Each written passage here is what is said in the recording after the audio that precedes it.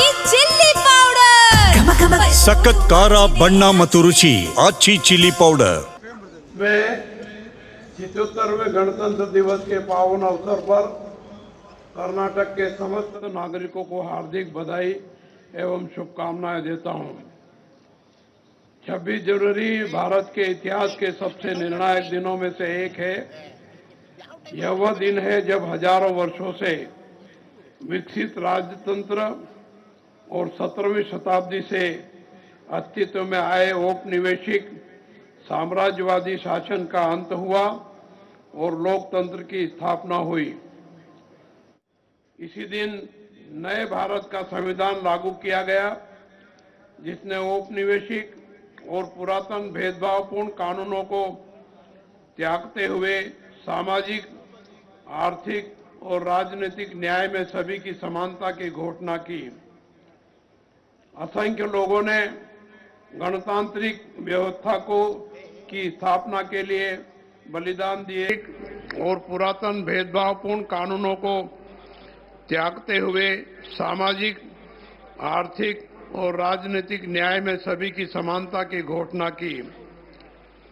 असंख्य लोगों ने गणतांत्रिक व्यवस्था की स्थापना के लिए बलिदान दिए और अपने प्राण न्यौछावर किए। आइए इस शुभ अवसर पर हम सब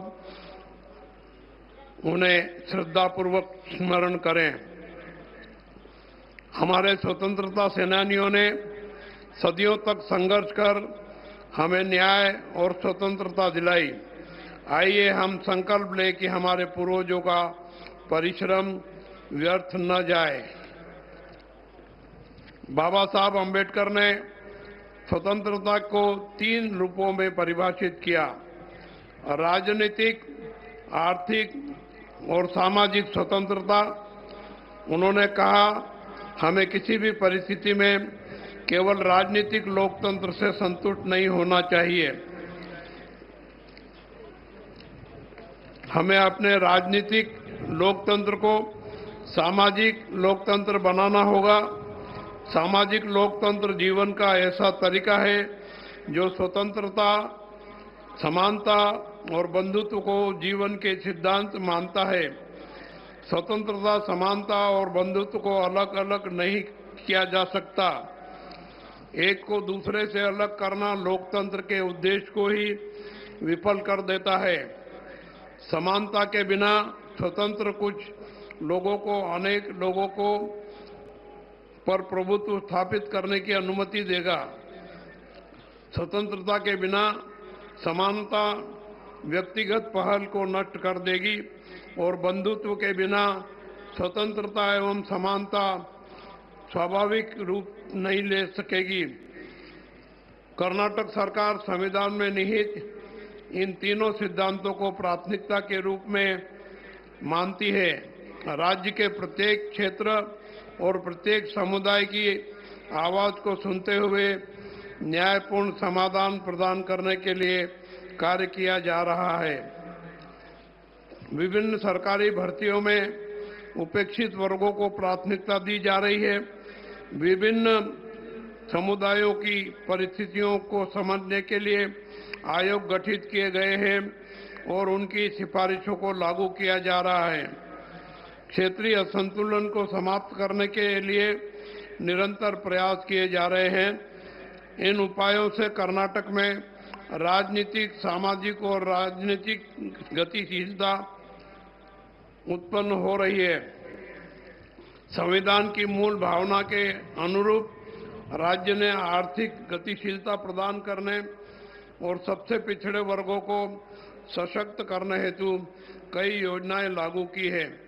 राज्य प्रतिवर्ष सार्वजनिक कल्याण के लिए विशेष रूप से रुपए 1.1 लाख करोड़ व्यय कर रहा है।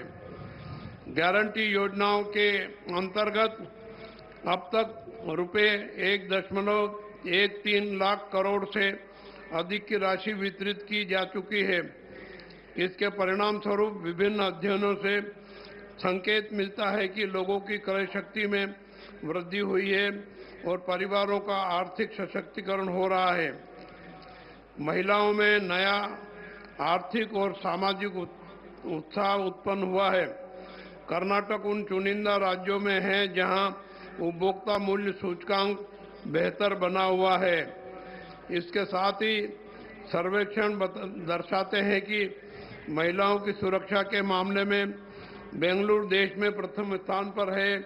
यह राज्य के लिए गर्व का विषय है। पारिवारिक सर्वेक्षण के आंकड़ों के अनुसार वर्ष 2024-25 के दौरान राज्य के 1.37 करोड़ परिवारों को किसी न किसी सरकारी योजना के अंतर्गत प्रत्यक्ष वित्तीय लाभ प्राप्त हुआ है। सरकार यह सुनिश्चित कर रही है कि मध्यवर्ती संस्थानों को समाप्त कर लाभ सीधे अंतिम व्यक्ति के बैंक खाते में पहुंचे। सर्वेक्षण से पता चलता है कि यूनिवर्सल बेसिक इनकम की अवधारणा पर आधारित गारंटी योजनाओं से महिलाओं के जीवन में उल्लेखनीय परिवर्तन हो रहा है।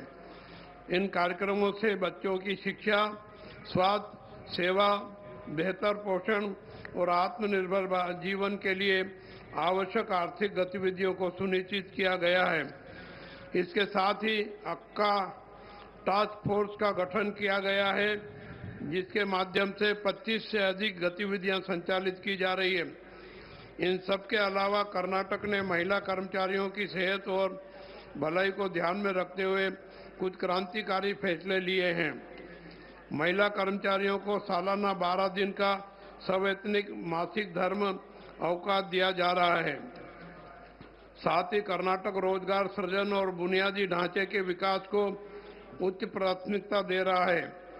2025-26 के बजट में पूंजीगत व्यय के लिए 83,200 करोड़ का प्रावधान किया गया है। बेंगलुरु में लगभग रुपए 1.5 लाख करोड़ की परियोजनाएं क्रियान्वित की जा रही है, जो आने वाले दिनों में विकास को गति देगी। कर्नाटक सेमीकंडक्टर, एरोस्पेस, संचार उपकरण और क्वांटम प्रौद्योगिकी जैसे उद्योगों की स्थापना को प्राथमिकता दे रहा है। इसके परिणाम स्वरूप कई वैश्विक कंपनियां यहां निवेश कर रही है। विकास को गति देने के लिए कानून व्यवस्था के साथ साथ संपत्ति अभिलेखों की शुद्धता आवश्यक है। इस दिशा में राज्य निरंतर कार्य कर रहा है। राजस्व न्यायालय में लंबित 80% से अधिक मामलों का निपटारा किया जा चुका है। राजस्व न्यायालय को ऑनलाइन संचालित किया जा रहा है, जिससे पारदर्शिता सुनिश्चित हुई है। 51,163 कोड़ी पूर्ण की गई है और अभिलेख अद्यतन किए गए हैं।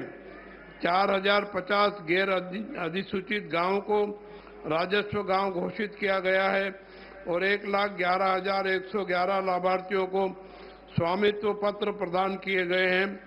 1 लाख और स्वामित्व पत्र वितरण के लिए तैयार है। किसानों के हितों की रक्षा हेतु राजस्व अभिलेखों का डिजिटलीकरण किया जा रहा है। जनता की सुविधा के लिए बी खाता को ए खाता में परिवर्तन करने की अनुमति दी गई है, जिससे शहरी स्थानीय निकायों के अंतर्गत 20 लाख से अधिक लोगों को लाभ हुआ है। ई स्वत्तु प्रणाली लागू की गई है। प्रशासन को सरल और नागरिक अनुकूल बनाने के लिए भवन सेटबैक में समयानुकूल संशोधन किए गए हैं। कर्नाटक देश का सबसे बड़ा शिक्षा केंद्र बनकर उभर रहा है। यहाँ बड़ी संख्या में चिकित्सा, नर्सिंग, इंजीनियरिंग, कृषि, बागवानी और प्रबंधन महाविद्यालय एवं विश्वविद्यालय, सरकारी विद्यालयों में एलकेजी और यूकेजी कक्षाएं प्रारंभ की जा रही है। राज्य में लगभग 8.5 लाख बच्चे आवासीय विद्यालयों और छात्रावासों में गुणवत्ता ಮಾಣಿಕ್ ಶಾ ಮೈದಾನದಲ್ಲಿ ರಾಜ್ಯಪಾಲರಾದ ಥಾವರ್ ಚಂದ್ ಗೆಹ್ಲೋಟ್ ಅವರು ರಾಜ್ಯವನ್ನು ಉದ್ದೇಶಿಸಿ ಮಾತನಾಡ್ತಾ ಇದ್ದಾರೆ. ರಾಜ್ಯದ ಜನರಿಗೆ ಶುಭಾಶಯವನ್ನು ಕೋರಿ ಸ್ವತಂತ್ರ ಹೋರಾಟಗಾರರ ಬಲಿದಾನವನ್ನು ಸ್ಮರಿಸಿ ಸರ್ಕಾರದ ಸಾಧನೆಯನ್ನು ಕೊಂಡಾಡ್ತಿದ್ದಾರೆ.